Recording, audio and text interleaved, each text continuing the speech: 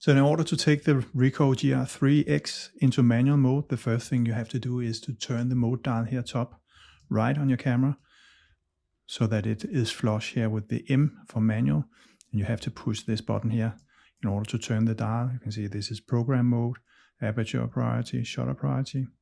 And here we are in manual mode, as you can see right here. It also shows that in the display here, bottom left, you can see there is a little M being displayed here.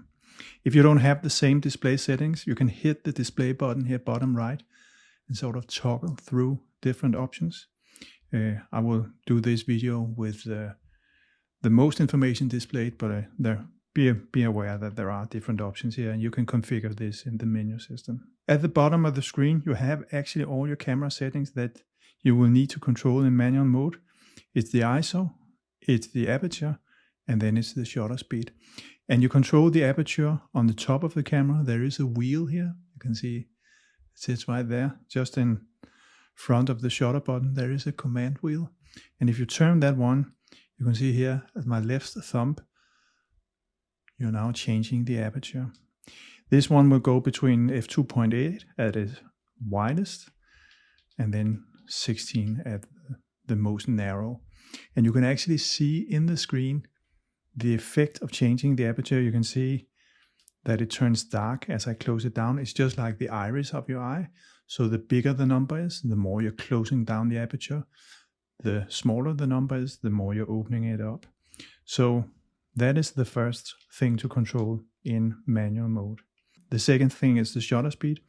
And on the top here at my right thumb, you have a button that you can push to the left or to the right. And you can see as I do that, it changes the shutter speed. You just need to hold it either to the right or to the left, and then the camera will change the value itself. Notice again here how the preview on the rear LCD of what you will capture gets lighter and darker as I move through the different options for shutter speed. As I've been working here, you may have noticed that both there is a metering indicator here bottom right, but there also is a histogram, and you can use these to get a feel for whether your image is what I would call technically correct. Of course, you may want to deviate from that for artistic reasons, but just know that down here, even though you have put the metering system out of control, because you have now taken full control, the camera will still show you down here how it believes you are doing in terms of setting aperture and shutter speed so you get the correct exposure. The final thing to work with is the ISO. You can see here where I point with my thumb. Down here it says ISO 320. And the wheel you have here on the rear, it says to the left here, it says ISO. If you hit that one, you can change the ISO. So you can see now I'm changing it to 3200. Now I'm taking it down to base ISO 100.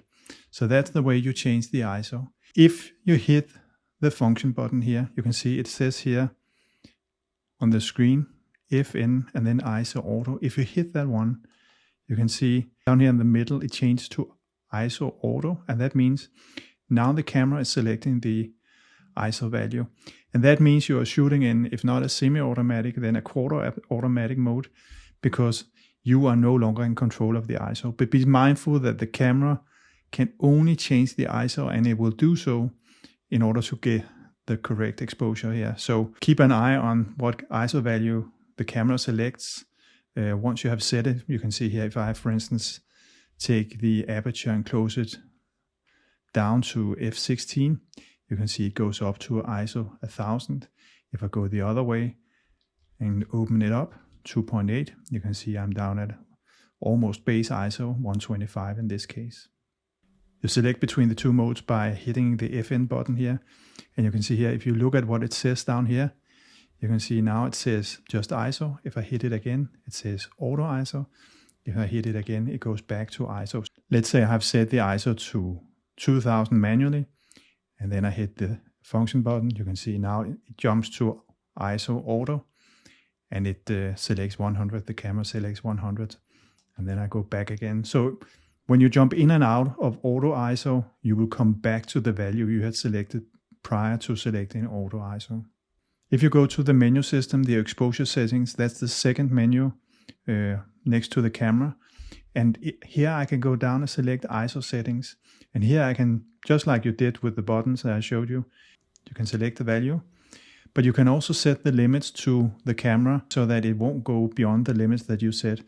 I don't know why you would set a limit higher than, the base value here for the lower limit, but for the upper limit, that can certainly be useful. As you know, you get grainy images if you shoot with very large ISO values.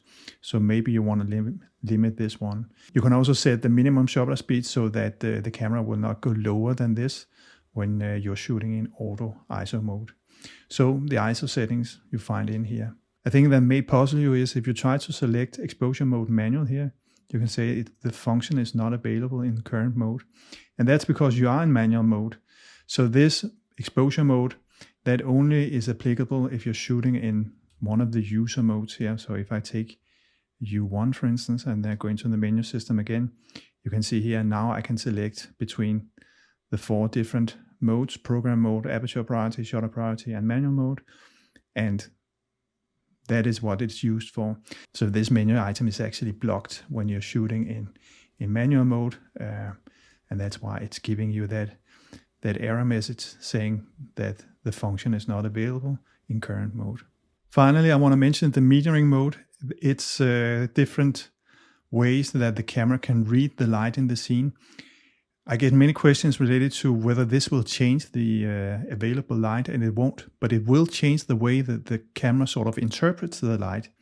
So here you can have different ways the camera can read the scene. So center weighted is that it looks primarily at the center of the scene to find the correct reading of the light. Here it only reads around the focus point. Highlight weighted is that it prioritizes that you won't have any blown out highlights. Multi-segment is probably the most advanced, taking many aspects of the scene into consideration when trying to establish how much light there is in the scene. The metering is just the way the camera interprets the light. It has nothing to do with the amount of available light. I hope this little guide will get you going with manual exposure. You can keep an eye out for the histogram and make sure it's not lefty or touches the edges too much, but it's relative in the center. You can also use the metering indicator here to see how you're doing. And finally, keep an eye out if the screen all of a sudden turns very dark or very bright. It's probably because your exposure is, from a technical perspective, is off. So use the tools available here in the screen, and best of luck with your manual exposure with the Ricoh GR3. Thank you for watching. As always, happy shooting. Take care.